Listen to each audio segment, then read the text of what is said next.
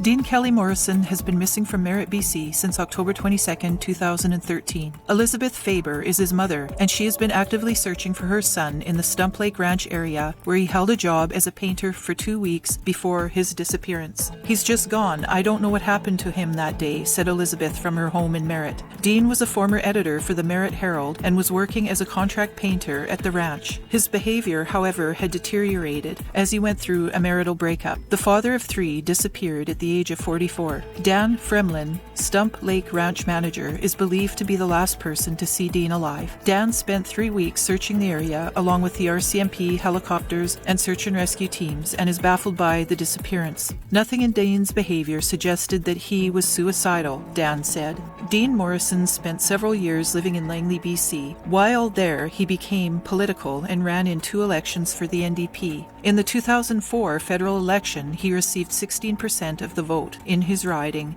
coming in 3rd. The following year, he ran for the BC NDP and garnered 8,303 votes in the provincial election. In his campaigns, he championed equal rights for all and was vocal about embracing green technology and sought peace over war. While living in Langley, Dean and his wife organized plays and art shows at the Langley Community Music School. He was also instrumental in creating the disc golf course in Passive Park in Brookswood, as well as the Langley Disc Golf Association. After leaving Langley, Dean went on to work for Merritt NDP MLA Harry Lally on his 2013 campaign. Dean later became a reporter for Merritt News, then moved to the Merritt Herald as its editor. He also owned a restaurant at one time. Elizabeth said he was an awesome cook, but his basic wage always came from painting. On October 22, 2013, Dean suddenly vanished after being fired from his job at the ranch. Stump Lake Ranch is located near Kamloops along Highway 5A. He had been living on the property in a trailer. He and his wife had recently separated. He was also suffering from depression. After being noticeably lethargic and slow at his job requirements, Dan Fremlin fired Dean. Dean had made arrangements to move in with his sister. His sister had provided Dean with antidepressants after noticing a change in his demeanor. Dan also stated that he went from an incredibly fast, pleasing worker to lazy and despondent,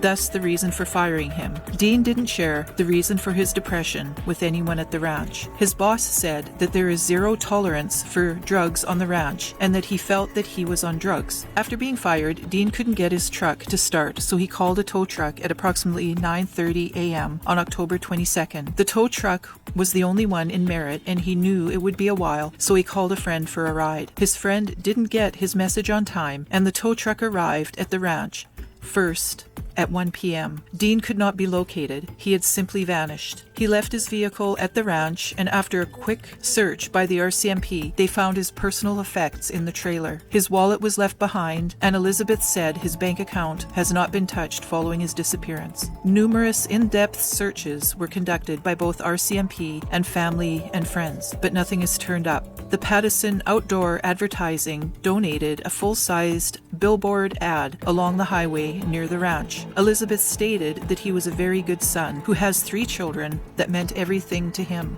He loved his kids totally. She remembers Dean as always willing to help others. Even while traveling overseas, she recalled that he would always stay in touch. He would call me every 2 weeks. He was a good person. She wants people to know that he wasn't a drug user and that he didn't have a criminal background or any prior history of mental illness or suicidal tendencies. After a decade, Dean's children remember the good times they had with him. Annie remembers how he would have them laughing with his made-up games, the cooking that would have the kitchen filled with delicious aromas, and family hikes. He always made everything entertaining and special for us. Edie recalls her father helping her getting started with archery, buying her first bow and arrows. He would sit outside with me for hours while I practiced hitting the target he made for me. Once, when I lost my arrows in our neighbor's yard, he lifted me over the fence to retrieve them. I laughed and laughed. He was so much fun to be with. And Paz has been working to create a memorial for his father to raise among the hills of Merritt, commemorating the 10-year anniversary since his disappearance. What Dad has given me is the curiosity to challenge the status quo, the will to write a new direction, and the inspiration to seek flavors, art, and the soul of the world.